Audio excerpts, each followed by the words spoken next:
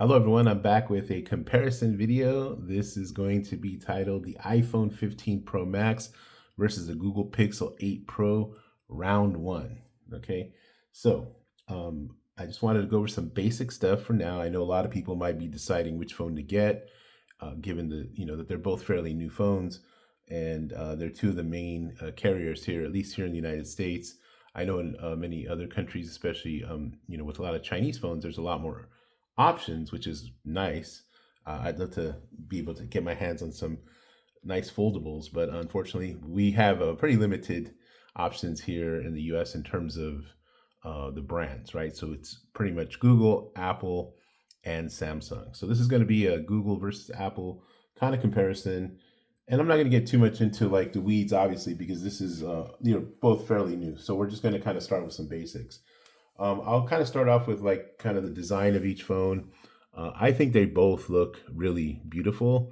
I think they're both amazing in their own right. They have their nice, both of this matte back here on each of them. The camera cutouts, they have their unique look. In terms of design, you can go either way with it. I personally find them both very appealing overall. I kind of do like what Google has done, and Apple kind of did it a little bit, differentiating from the 15 Pro Max. They both improved, I think, in their design in two ways. One, Apple made this phone much lighter with a titanium material, as well as kind of, making this a little smoother and softer, so it's not so harsh to feel. Like it doesn't have that hard edged boxy kind of feel that it had last year with the 14 Pro Max, and I had the 13 Pro Max, which was pretty much the same. But I do kind of prefer what Google has done here. They made the screen flat, where their improvement was one, making a flat screen. That was, something I'm not a big fan of at all. Is the curved displays? I think that's passe. It's kind of done with. Its time is over now. So this flat screen is much better. But it's really nice. They still kept their personality with the curve on the back here, and it just feels a little easier to hold in that way, I think, than the iPhone. Although I think they're both pretty easy to hold. This one just feels a little more natural on the Pixel. In terms of weight, this is 7.8 ounces. This is 7.5 ounces. So you're not really going to feel much of a difference there. I would say that I feel like the iPhone's a little more balanced. I think because of the way that the camera is cut out a little bit. I don't know why exactly, but it just feels like with this, although I love this look, so, I would not change it, but it just feels a little top heavy sometimes with the Pixel in that way. But there's that. Height, it seems like the Pixel is slightly taller. You can see a little bit of the screen there. So it's slightly taller than the iPhone. In terms of width, though, they feel pretty much the same, although I will say, it's kind of hard to tell, to be honest with you. I think they're really close. And I'm talking feel in the hand. Of course, you can go look up the specs yourself. I feel like the Pixel might be a little wider because of the curve in the back, but at the same time, the iPhone feels a little thicker. So even though when I put them down, in terms of I'll go down a little bit here, in the thickness portion, they both pretty much, I would see the iPhone kind of very slightly is a little thicker. Again, these aren't really big deals, but I will say that in terms of feel in the hand, I think the Pixel feels a little better in the hand, although I will say it's a little top heavy. So, just little things, not a big deal. What are the other things? Well, for us in the United States here, I think one of the big things is this has an eSIM, which I hate, and this has an actual SIM card, which I much prefer. So, that's just a little bit of and this is, if you're kind of switching phones around, I also kind of feel like, I don't know, I've had a little more connectivity issues with this phone. Now, with respect to connectivity, overall, I feel like Samsung beats both of these phones out. I never have issues on Samsung phones with like clarity of phone calls, dropping calls as much, even the internet connection, the voice, the way I sound over the phone to other people. I very much prefer Samsung phones in that regard. But I think these are pretty even in terms of that. I kind of feel like they both have their issues at times in terms of connectivity. But I do prefer the SIM card versus the eSIM card, just for convenience sake. It just you have to go through this whole rigmarole of like calling the company. And I will say though, with eSIM setup, at least on T-Mobile in the US, The iPhone is much easier to set up versus Android phones on eSIM. I don't even bother because every time I've tried, it just goes away. Sorry about that. I got some. Let me do not disturb this here. I thought I did that. As a matter of fact, I think I did do that. So I yeah, it is on actually. So overall, I kind of feel like in terms of those basic things like the connectivity, the design, and what have you, they're pretty similar in that regard. As far as the OS system, it's a matter of preference. But I think at this point in the game, it's not as huge of a gap or difference as it used to be. And that even I would even throw Samsung in the mix in that regard. I don't believe that the OS is is a big deal anymore. Especially now in terms of like certain things that you might like, like the part of the OS system is the ecosystem. I mean, the OS situation is like the ecosystem, right? Like, do you have Apple products? Are you on the Google Suite? Obviously Apple has computers, they have tablets. Google has the phone and they have the tablets, right? They don't necessarily have like I mean, I guess you can use a Chromebook. You can connect it. There is the whole Windows connectivity thing. Me personally, I don't like getting my text messages on my computer. When I'm on my computer, it's time for work. And, unless they're work related, I'm not really, interested necessarily in getting messages and getting interfered with in my job. Let me back up a little bit here. So, that's the thing, I'm not really a big fan of that. Although I know some people, they need their text messages for work, and so it just depends what kind of work that you do. But ecosystem, that's one thing to consider with respect to the OS.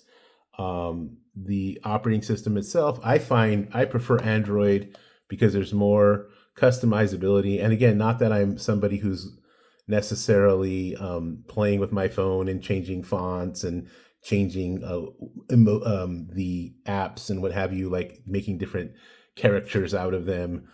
That's not what I'm talking about. I'm talking about being able to put my calendar in a certain place, my apps in a certain place, and not being beholden to like, the square boxes you have to deal with all the time on Apple, right? So, it's just all these squares here, right? So, I very much prefer like just being able to kind of it just looks more appealing to me to do this. Also, I will say the widgets are just much better here. I can actually see them more fully. There are more options. Android is just more customizable in that way. So I do prefer that. The other thing I very much prefer, in this era, like we pretty much communicate through text message. I think that's, for us old timers who used to have like telephones and we'd be talking to our girlfriends all night on the telephone with a cord. And that's how old I am. Nowadays it's all about text messaging. So the text messaging, the voice texting on this is just off the charts. If I were to make this my main phone, like it would literally be one of the main reasons would be because instead of having to type, I can just voice everything on this thing. And it's the best. This phone, if you're interacting with your phone, with your voice, there's nothing that beats this Google phone, this Pixel 8 Pro. Like it is on top. And in that sense, I think that given that we do communicate so much over text message, obviously you're not going to use personal information out in public. But if you're in your car, you can just say the magic words, please text message so and so, and then start speaking. Nothing beats this. Nothing. Siri is terrible when it comes to that. iPhone is terrible. It's always mistranslating what I say. So, ecosystem is a relative thing in many ways. What kind of computer do you have? Do you have the tablet? Are you mixed in? Who are your people, right? Are your people, on WhatsApp, and I know people in a lot of different countries, only 30% of my viewers are from the United States. And I know a lot of people around the world, they prefer and they use Android and they use WhatsApp. And, if everyone's on WhatsApp and you don't necessarily have to worry about the ecosystem too much in that way. If you're in the US or if you have family members that are all about FaceTime and iMessage and sending videos and photos, this is the way to go, in that way, because it's nothing that you have to go out of your way to add on an app, right? And the other thing is that sometimes Google will change the game and they start messing around with, let's do it this way, now let's do it that way. So I think in that way, WhatsApp is probably the better way to go about it if you're messaging with people. But anyway, the ecosystem is all relative. The OS is all relative. It really depends on what you prefer, right? And what you are connected to and who you're connected to, right? Because at the end of the day, this is what these things are. These are the means by which we connect with the world nowadays. And that's just how, things are going now. So there's that. I've already spoken on connectivity a little bit more, but connectivity is also connecting with other people. So again, that's part of the ecosystem aspect of it. The chipset, there's no competition. The iPhone blows this thing out of the water in terms of like performance, gaming. I get stutters on this. The couple times I try to play even the FIFA mobile game that I play, which isn't the only one that I really play. And I said I wasn't going to play, but I just got sucked back in again. It just kind of depends on. Excuse me for the fingerprints. I've been playing with this while I've been doing it right here. But this chipset is just. I mean, you can run a computer, a full on laptop computer on this thing. I would put it up against the M1 chipset easily. Whereas this is still a phone. It still gets warm. It got warm in setup. It doesn't get as hot as my Pixel 6 Pro, but it did get warm on setup. And it runs a little warm. It runs a little warm sometimes. This I didn't have the issues of it running hot with the iPhone 15 Pro Max. I'm not saying that other people didn't have that issue, but I didn't have the issue. The update came and it was the same to me. So maybe it was just certain phones. I'm not really sure, but this runs a little warmer than this overall. But of course, this is still you're learning my usage patterns and what have you. Battery life, all day long on the iPhone 15 Pro Max. This has okay battery life so far. I think I'm around 6-ish, but I think it's still learning my usage patterns. I just got it yesterday. So I'm going to be, we're not going to judge battery life right now, but if in the long durée of like the history of these phones, the iPhone Pro Max series has top of the shelf battery life. I've literally gotten, when I've stayed home on Wi-Fi, because I work from home quite a bit, I've gotten 13 hours of screen on time with like with being mostly on Wi-Fi, but with very limited usage. So there's that. Okay, so I don't know why so I put this on Do Not Disturb, and yeah, I'm still getting stuff coming in. So let me double check that here.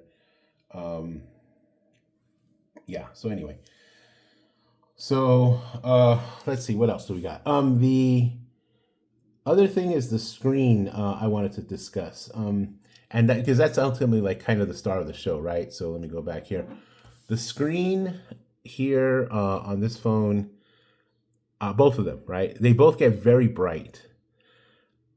This is the first time I will say that a Google Pixel phone can hang with either the iPhone or the Samsung phone. Now, there's a couple things with it. You have to go in the settings, kind of like you have to do with the Samsung phones, to take advantage of the full screen resolution. So be sure that you do that. Go into your settings and put it on like the best resolution because it doesn't default to that. Okay, so just keep that in mind. The other thing is that the punchiness, the colors. This is not quite Samsung S23 Ultra, but it's not that far off. This is the best Google Pixel Pro screen that I've seen ever from Google. Like, and it gets hella bright. Like, you go outside and you have no problem seeing it. It's on par with the new Pro Max. It's on par. It's even probably brighter than the S23 Ultra. This thing's no joke. So what I do notice though is that once you get it, I keep it at about 80%. Again, I live in a very sunny area in Los Angeles area. What I do notice is that you do have to kind of turn it up, right? Like in the sun, but I can have it straight on and it does take the battery up a little bit more. So, be wary of that. But so far, it hasn't been, I'll have to test it more overall to see how it impacts the battery. But so far, I'm impressed. And it looks nice. I mean, this is a nice looking screen. This is no slouch. Don't get me wrong at all, because this is also a very beautiful screen. They're just kind of do it in their own way. Apple's more natural with their colors. Looking at, sort of images online. Google has that Samsung kind of punchier kind of feel to it, right? So let me just pull up an image real quick.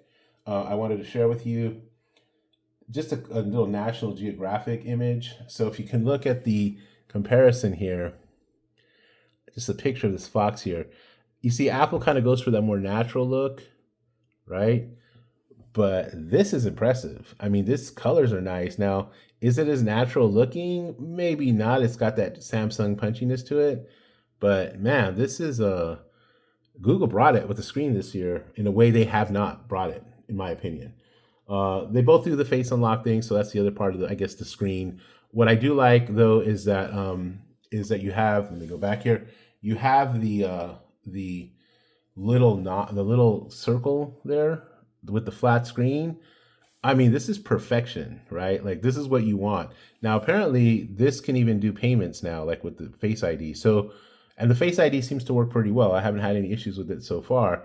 It's not as reliable as the Apple Face ID, definitely not, but it's not too far off. And I will say also the fingerprint scanner, while it's better, it still sometimes misses. I think the Samsung fingerprint scanner is better. I don't know if it's the same one or not, but whatever Samsung mixes into their software on the S23 Ultra and even the S22 Ultra, I know people had issues with that. I never had issues with it, but the S23 Ultra, that in-screen fingerprint scanner was perfection. This one, I don't know. Maybe it's still learning my fingers, but it's. I mean, I still get some hiccups on it, but maybe it's just me. I'll keep working with it. And when I give you a better review on this, I'll be able to tell. I did take my main SIM out of my Z Fold 5 and I put it in here as much as it pained me to do so, but I want to give this a fair, honest shot here. So there's that. So yeah, just a couple of things there.